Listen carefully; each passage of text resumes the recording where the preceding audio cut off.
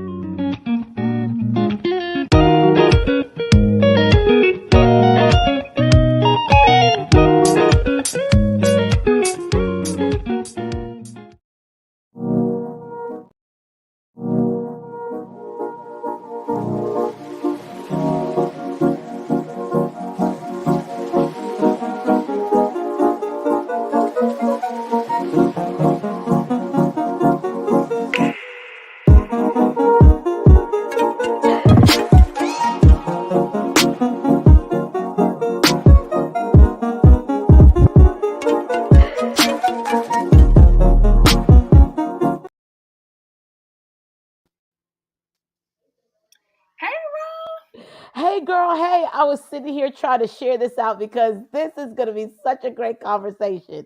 It is. I'm so excited to have you here. Thank you so much just for joining me.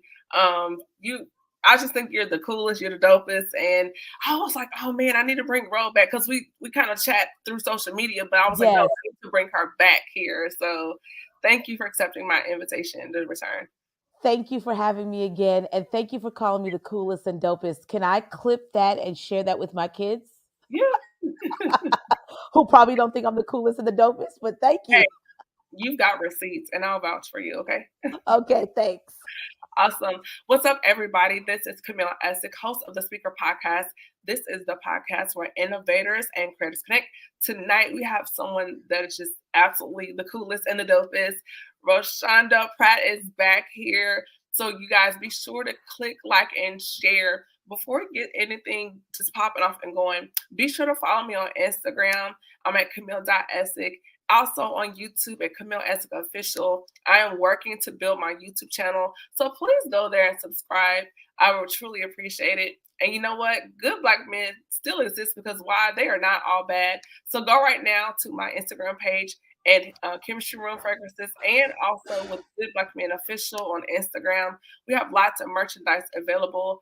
Tonight's fragrance is brought to you by Chemistry Room Fragrances. I have a new fragrance out. It's called Island Kiss. It's an amazing room spray. We Ooh. got duos available. Lavender Vanilla is back in stock, you guys. Go get that right now. Also, my digital store on Etsy is available.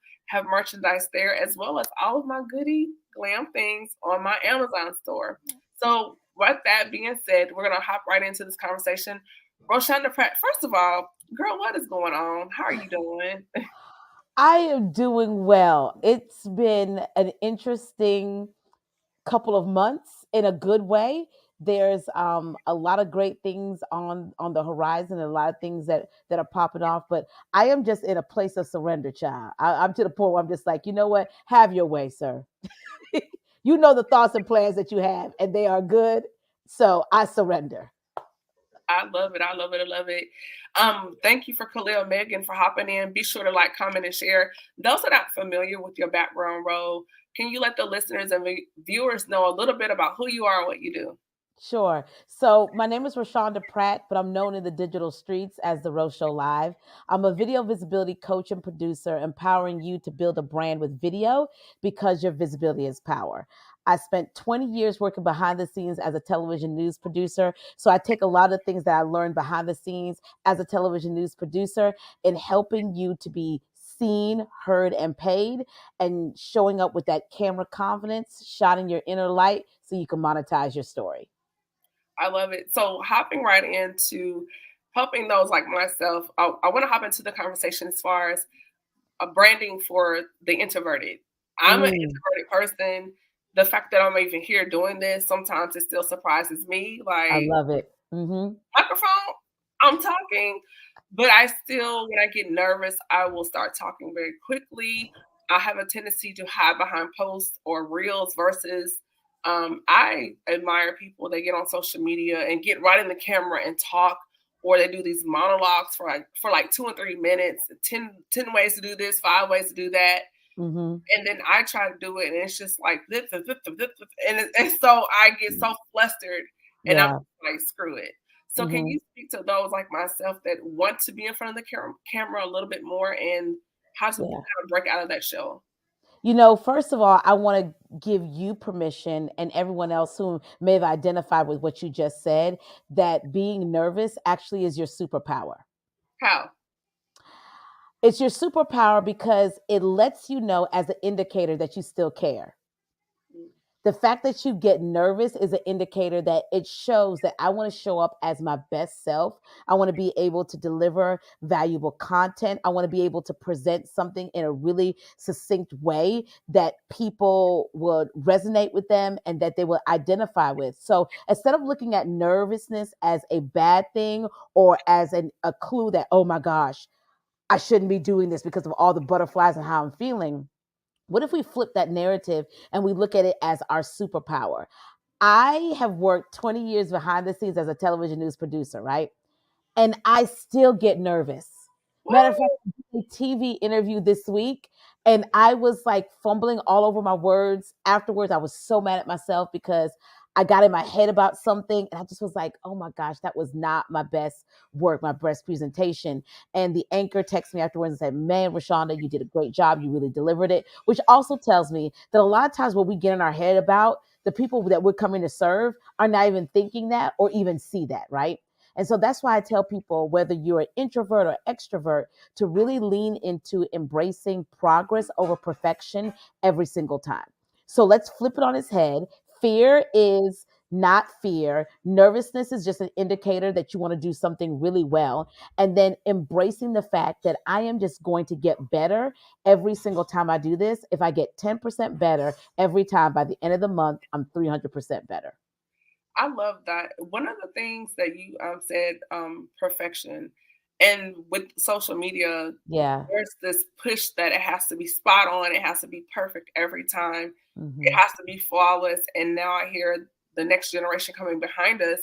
Well, they're literally having anxiety because they want to be perfect. They want to look perfect. They want, Yeah. and so because this is so pushed into the social media space, if you don't nail that picture or selfie the right way the first time, if you don't do your reel or your speech or whatever for social media perfect the very first time, then it turns inward and it's almost like you're mentally abusing yourself. You're emotionally abusing yourself. So For what do you sure. think I want to apologize to your generation and to everyone else because I think we have um, made perfection an idol, and we need to tear down the idol. We need to understand that the audience that you're speaking to doesn't want it to be perfect because they're dealing with perfectionism and trying to kick it in their own life.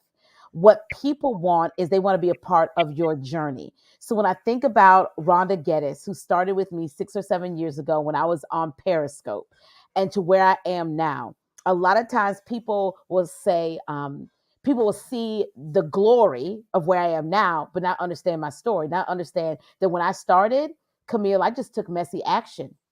I committed to taking messy action. In fact, you can go somewhere in these digital streets and find my first videos, and they are terrible. It is hot. It's a hot mess express. You don't have to tell me, I will tell you that it's bad. But I had to start somewhere. Everyone has a genesis. No one starts perfect. They start with it messy, and we later evolved to the studio that you see here before you. We didn't start here. I started with a white wall behind me and a message in my heart. We grew to this. And so we have to understand that messy is a part of us getting better. We have to take messy action in order for us to progress. Because, this is what I said this weekend. I was speaking at an event and I said this, and I think this is going to make you laugh, but it's also going to put some things in perspective. I was talking to the audience about creating content and taking this messy action. And I said, I already know what you're going to say. You're like, but I don't know what to do. I don't know how to do this. How do I start? Well, you didn't know how to do puberty, but somehow we made it through. Hot mess. Hot Some mess. some of us didn't know how to do marriage. Listen, you're still trucking. There's a lot of things we didn't know how to do, but we just got started, took some messy action, learned some things. Okay, I won't do that again. Okay, that worked really well. I'll keep doing that. And you grow. How do you grow if it's perfect? You grow in failure. You grow when it's messy. What is that saying? You don't fail unless you quit. As long as you don't quit, that's when you only quit when you only failed when you actually quit. Yes, exactly. We need to, you know what we need to start doing? We need to start celebrating and putting on social media when you had a failure. We need to Mhm. start like, well, that didn't work. And here's the thing about failure too. I talk to my kids about this. Listen, we either learn or we win. So even what we consider a failure, is it really a failure or you just learned that didn't work, I won't do that again, or let's try something differently. So I think we just need to learn how to celebrate when things don't work because you're on your way to what does work. That's good, and that brings me to my next point as far as the humanity of a brand, because it Yeah. seems like sometimes now with social media, particularly with the introduction of TikTok and Reels and stories, Hmm. that I was just having this conversation earlier with someone, and what they demand for you to go viral, it kind of pulls you away from the core of who you are and your brand. Yeah. They want you to do a dance, or they want you to create a skit or reenact a scene from a movie, or Hmm. and for me, I really pulled back for a minute because I got so flustered trying to come up with another reel, another post, another whatever. Right. And I'm like, this is not even what I do. Like, I'm podcasting.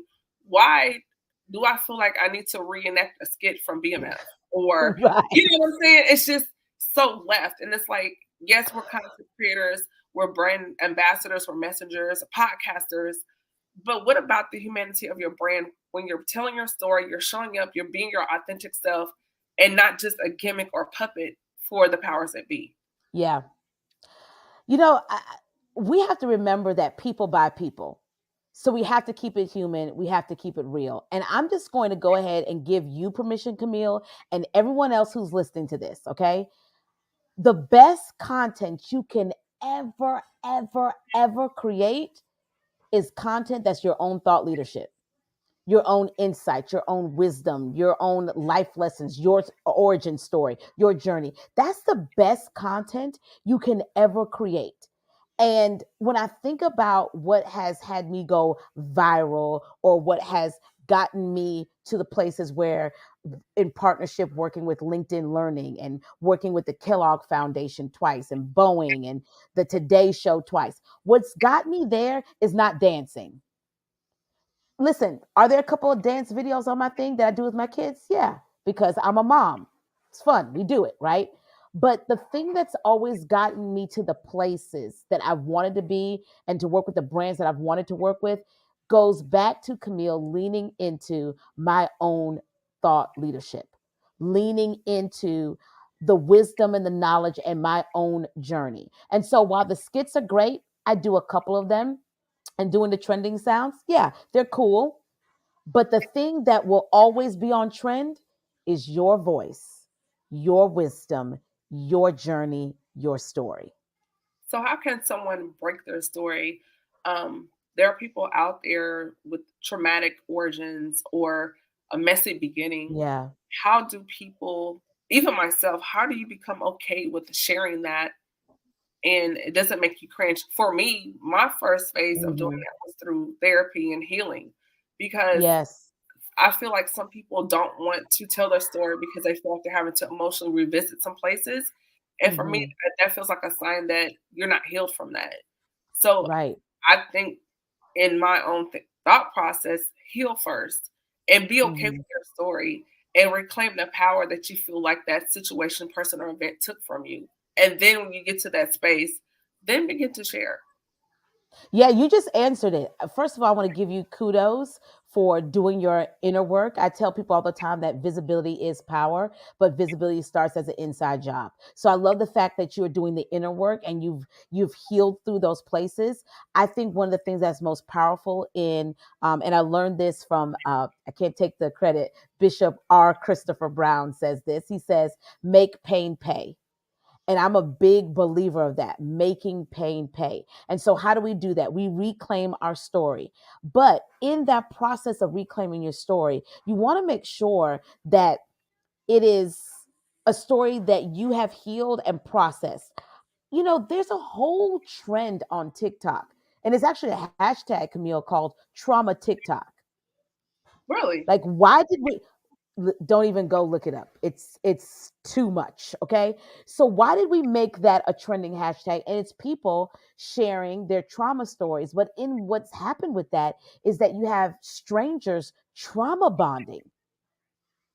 Okay, That's that's a scary. That's scary. totally scary. So I'm a big believer of sharing from a place where you are well, you are healed, and that this is not opening up old wounds for you to reshare. The other thing with that, when we're sharing stories that may be messy or traumatic, is how much of this do you need to share? Do you need to Mhm, go into all of the details, right? mhm. Is this a story that you even need to share that will resonate with your audience? Right. So for me, one of the stories that I share is advanced trigger warning here. One of the stories that I share is I talk about the fact of what was a major transition for me in catapulting me into entrepreneurship was a home invasion at gunpoint. Wow. You know, this happened about 9 years ago with my family, and it was during the day, it wasn't at night, but that was my major aha moment. That was my major burning bush experience, I call it, Mhm. because in that moment, I realized that I was living life very insignificant and very small. The woman you see today was birthed out of that experience. Now, depending on where I am, I may go into details. Sometimes I may scratch the surface. Sometimes where I am, that story is not even relevant to the Right. people that I'm speaking to. So I think also as people who are storytellers, and facts tell but stories sell, we have to do our due diligence in understanding what part of our story does our audience really need to hear. So I'm going to share with you a quick exercise that anybody can do this. And Okay. actually, if you've been in middle school, you've probably done this exercise. So it's taking out a sheet of paper, and on one side of the sheet of paper, it's writing down your story, like just your little bullet points, right? Writing down your story. And on the other side of the paper, it's going back through and putting a highlight or circle around the stories that you feel comfortable sharing and identifying which of those stories will connect and resonate with your audience. Because what we all have to understand as storytellers and using storytelling in marketing is we're just a couple of years removed from our audience. Mhm. That means the people that you are called to serve were once you. Think about that. It's almost They like you're were speaking back to yourself. correct. Exactly. So and so can I just, I know, I feel like I'm all over the place, but this Go is going to be ahead. really good. You have the floor, Ro. Okay. The other thing that I want to just put in there as well as a little sidebar is if you are a new entrepreneur, please, sir, please, ma'am, hear me out. Please journal your experience. Here's why. One of the major tenets of storytelling is connecting to the emotion. And for some of us, we didn't journal through that experience. So we're trying to drudge back up. Okay, how did I feel when I was learning how to get comfortable on camera? What was that like? What was the emotions? What were the things I was feeling? But if you're journaling your entrepreneur experience, you can then go back into your journal and pull back up those feelings and those emotions and start to use that in your videos, start to use that in your marketing copy because you know what they need because you once were them. That's good. I never thought about that. Wow. Yes. I mean, I Journal. knew it in my prayer journal, but I never Yes. thought to go back and reach and grab some of those things and then turn that into content. Yes. You're That's why you're welcome. here. That's why you're here. That's why. Okay, if you have not done so, I need you to like, comment, share. Please. Roshanda Pratt is here. She's dropping major bars, and if you're not sharing this, shame on you because she is giving out the game for the free 99 tonight. So please do that. Um, Going back into that, which also leads into bleeding, because you see a Mm-hmm. lot of people bleeding on social media. They're going on live and they're literally crying on their lives, uh, Yeah. whether if it's someone died or divorced or whatever it is. So let's kind of go into that space of bleeding into safe spaces where there are no lights and there are no cameras. Mm-hmm. What does that look like? This is so interesting because I know for me, there are times where I talk about certain things and I may get emotional about it because I remember when. I was doing an interview early this week and I was talking about my journey from, leaving my television news job and betting on myself. And I got a little emotional in that. Not sad, but just overwhelmed with, man, I remember when we were here and now look at where we are now, right? I think one of the things that we have to do is we have to take a certain level of responsibility with this device in our hand. See, the Yes. smartphone is now the new remote control. And now the remote control is in everyone's hands. Camille, being a journalist of 20 years, everyone didn't have access to control the narrative. The only way you could control the narrative is by being on TV, being invited on or pitching the media.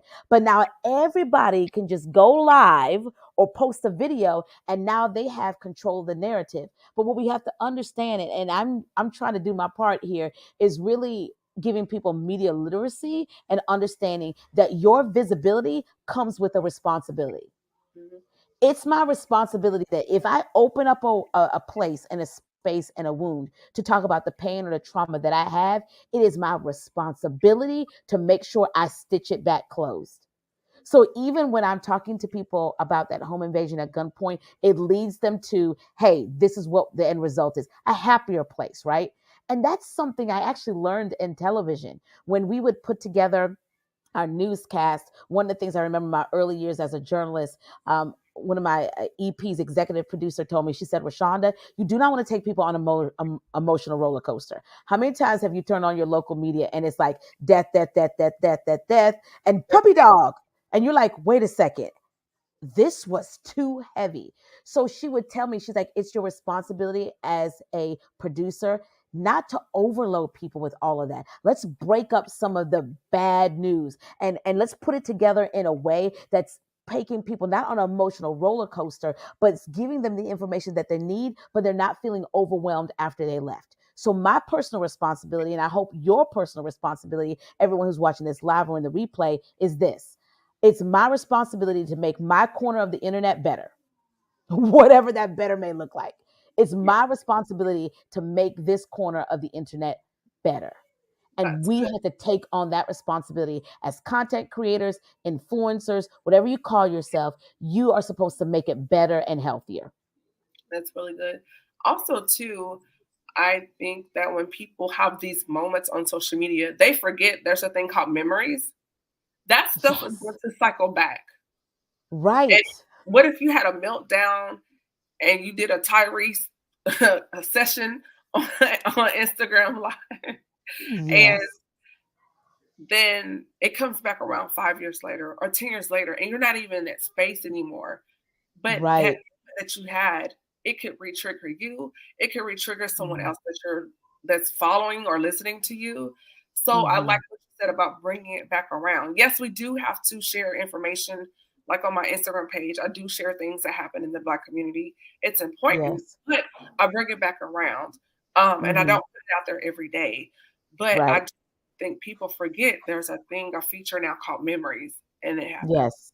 One of my mentees was doing a lot of work in the advocacy space, especially after George Floyd. And it seemed like every week there was a report of someone African American being gunned down, just every time. And she's just was really just overwhelmed by it. And one of the things that I told her, I said, here's the deal: it is not your responsibility to take on solving this entire problem. Mhm. But what you have to do is be responsible. If I'm going to tell you that this is a problem, I'm also going to provide you the solution. So one of the things I challenged her and said, when was the last time that while you're talking so much about this gun violence and gun violence against Black men? When have you also told people to write letters to their local representatives? When have you told people to get involved in these organizations that are providing support, et cetera, et cetera? I said, if we're going to talk about the problem in the same breath, you need to provide the solution. That is part of being responsible. I always use the analogy of the thermostat versus the thermometer. And I always Yeah. ask the question, which are you? Because if you're a thermometer, all you're doing is reporting the environment. You're just reporting the situations. It's So hot, good. it's cold. Hmm. That's all you're doing. But the thermostat not only reports what's going on with the environment, but then it'll make an adjustment so everyone is comfortable. So you have an option. You can be a thermostat or you can choose to be a thermometer. So good. Exactly. And you got to make a choice. Which one are you going to be? Hmm. Yeah. Exactly. I love that. So what do you feel like has been your greatest reward within yourself outside of media? Even though yes, you're in media, but being in media, what has been your greatest reward personally in that journey? Wow. That's a really good question. Um, okay, so there's two. Can I give two rewards? Yeah. I think one of the things that's been really a blessing for me is that I worked in TV for 20 years, and my parents are immigrants to this country. My West Indian father is the reason why I became a journalist because in the fourth grade he told me I needed to watch the news. He said, as an American citizen, I should know more about your country and your community than you do. So my friends were watching, the Smurfs, and I was watching Tom Brokaw, learning about Reaganomics and the Gulf War. Ooh, And one of the things that I have taken in my 20 years is just the responsibility to stay curious. And in that, I've been able to pitch really great stories that have impacted communities, and I'm very proud of that. And because of that, this is not bragging, I think it's just my work in that, is that I have put myself in a position that if I ever wanted to go back to TV, I could find a TV job because again, I didn't leave it and burned a bridge, but it was one of those things of I left the industry and I made sure, just like I do in the internet world, that I wanted to make it better while I was there. I think as an entrepreneur, the thing that I am most proud of is that I continue to bet on myself and give myself permission to do so, and then I teach others how to do the same. that's good. As far as touching on that point, as far as burning bridges, we see a lot of transition of those that are in corporate America doing the 9 to 5, and they're like, I'm a Hmm. full-time entrepreneur, and they kind of, as I call it, FOD, flesh on display. They get caught up, and then Yes. you burn that corporate bridge, and then you have Hmm. a hiccup in your entrepreneurial journey. Now you Yeah. can go back to corporate America because you arrived Hmm. and you're self-made and you're a full-time entrepreneur, not Yeah. realizing that being full-time entrepreneur is cyclical. You have your ups and your downs. So For sometimes you have sure. to slide back on over to the Yeah. office. So can you touch on the importance of fostering and maintaining those relationships even when you're crossing over into full-time entrepreneurship? Because as you said, you can go back and get a new job if you wanted to. Right. Your network is your net worth. Your net your network is your net worth. And I'm a firm believer that while I was working at my last CBS affiliate job, that they were my angel investor. They were my silent business partner and didn't know it because that paycheck is what helped me to hire a coach or to pay for my website or to do all these other upgrades and all these other things. So we have to look at our corporate job differently. And I think some of this, Camille, really comes from social media fantasizing entrepreneurship. Like if you're not Romanticizing it. yeah, oh, if you're not an entrepreneur, then what are you doing? Yeah. And entrepreneurship where it's at, and you're just kind of like, listen, if you can finesse both of these things at the same time, go for it. So, I mean, so stop like romanticizing this thing. And then I think we also have to stop vilifying people if they decide to work a nine to thrive. Because here's the thing, we all have to have workers. If I'm building my business to be a company, that means I have to have people who work for me. So we have to stop, because I don't know about you, Camille. It's really hard to hire other entrepreneurs to work with you as an entrepreneur. Because why? They're working with other people. Yes, yes. So you And need workers. they're dreaming on the clock. They are dreaming on the clock. That is exactly right. So that means we have to have workers. So everyone is not called to entrepreneurship. Let me say that again for the people in the back. Everyone is not called to entrepreneurship. You're not. And so don't feel bad if you're not an entrepreneur and you're just like, no, I like my job, or I'm just going to stay here and this is what I'm doing. Or it's just Everybody's not called to this life. yeah, and where I work, it's so funny. I work in a plaza, and Mm-hmm. even though you have all these people, lawyers, whatever, if you pay Mm-hmm. attention, there are people ducked off outside in corners, and they're having their phones out doing content. Correct. And I'm like, you're a lawyer, but you're doing content. Or you see people walking with their phone down the street in Uptown Yes. Charlotte, and they'll Mm-hmm. grab their lunch, whatever, whatever, and then they go back to work. And Yeah. it used to be years ago, you would think it's strange if someone's outside, like, but now it's just a norm. It's a cultural It's the norm norm. on their I was phone. in the airport seeing people do dance things on TikTok, and I just was like, wow, my oh my, haven't how things have changed. This has Yeah, now become a normal thing. because if that was 10 years ago, we would probably try to hand them out an I Love Me jacket because we would think there's something wrong. Right. But that's hilarious. So I love that, and the whole thing about being vilified to work a 9 to thrive, not a 9 to 5, Yes. but a 9 to thrive. I did catch that. Yes. So I think that's important. And then also a last point: what is the difference between motivating your followers and viewers or listeners versus straight up gaslighting and calling it Mm, motivation? that's good. Because to Yeah, me, Whitney Victoria, I take my it's giving tripod with me everywhere too. it's giving narcissism, and I'm like, what's going on?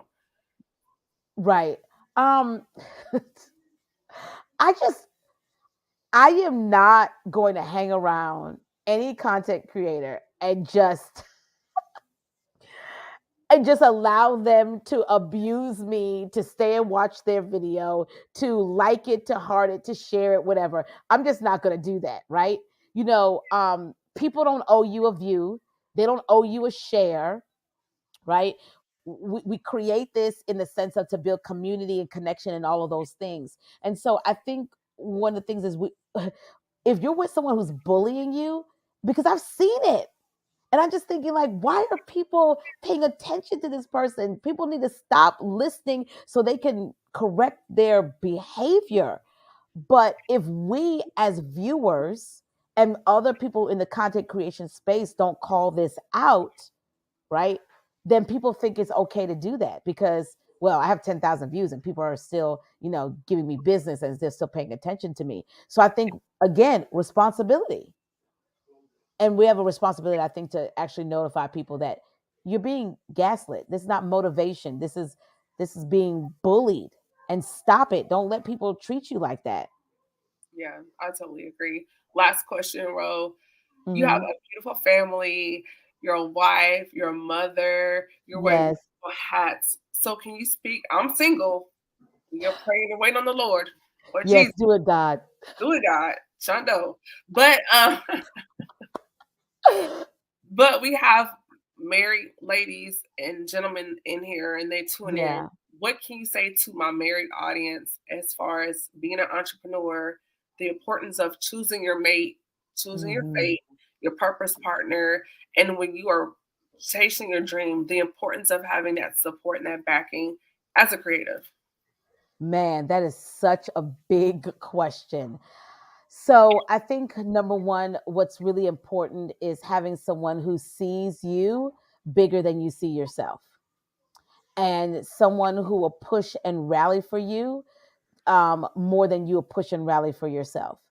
The reason why I'm here, and this has come to light even bigger this week, is because my husband told me to go bet on myself. We were doing a lot of traveling while I was working as a a multi-platform producer at the time, and we were traveling with this message of live streaming and visibility is power. And I had ran out of vacation days, and we were, doing this thing on the weekend and flying out, or driving to places all across the Southeast. And he just told me, I said, I think you need to take a bet on yourself. And I'm like, what does that mean? Are you telling me to quit this job, sir? I will write this resignation in the car. You trying to get that But soft life? listen, soft life, right? And he said, no, I think you need to take a bet on yourself. And I can tell you, all throughout, we just celebrated 18 years together. Yeah. And I can tell you, through that time, he's always been the one to tell me, you need to bet on yourself. You need to think bigger. He actually was the one, honestly, who introduced me to, before there was a thing called marketplace ministry, right, Camille? Before that was a thing, my husband was the one who told me, you need to be praying for your clients.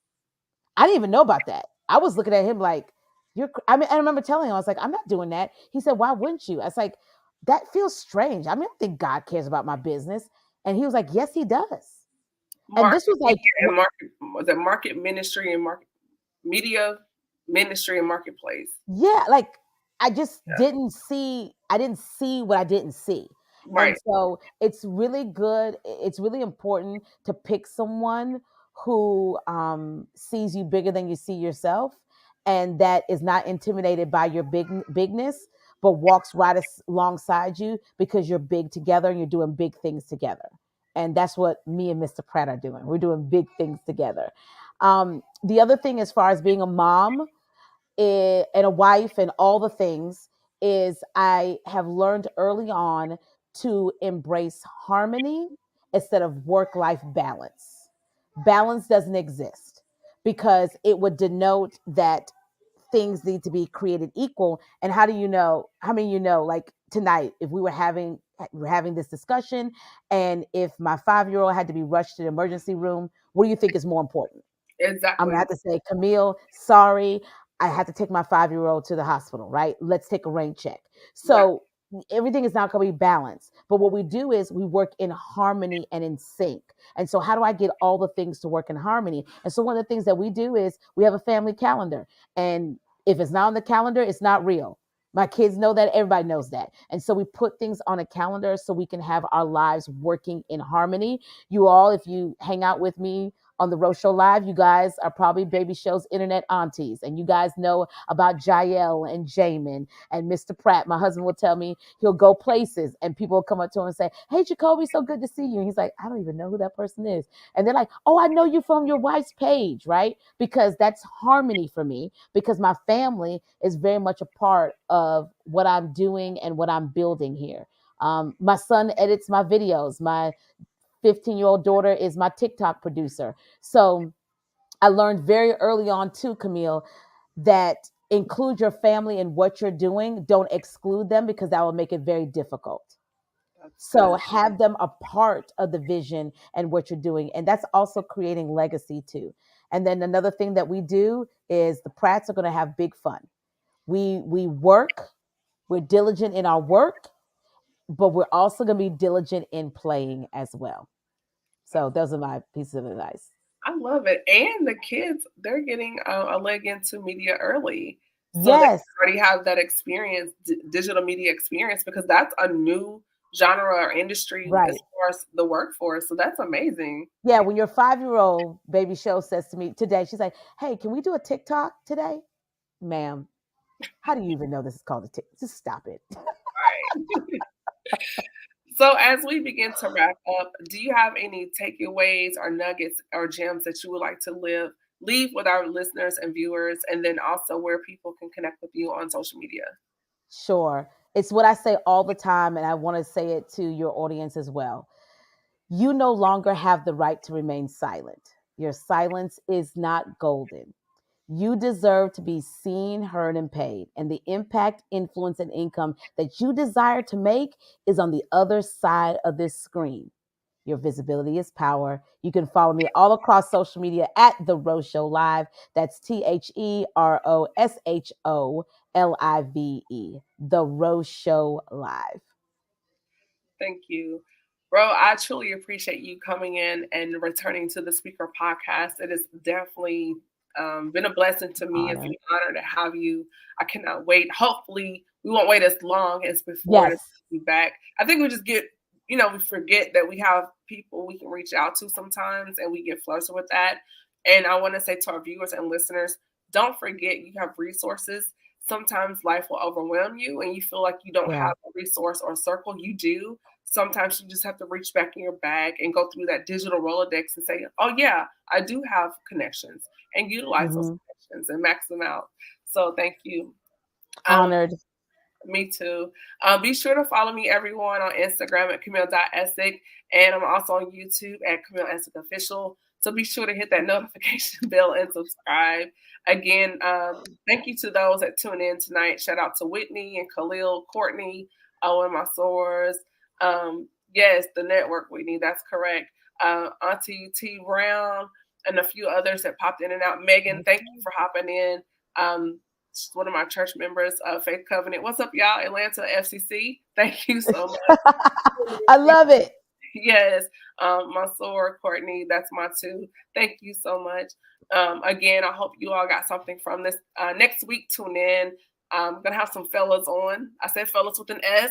So that is the conversation. Okay. You do not want to miss. Yeah, I don't want to spoil it just yet. So you guys tune in. But yeah, let me know what you think about this episode. Drop some comments below, like, comment, share, and I'll see you guys next week at 8 o'clock. The Speaker Podcast. This is the podcast where innovators and creators connect. You all be blessed and have a good night. Bye. Good night.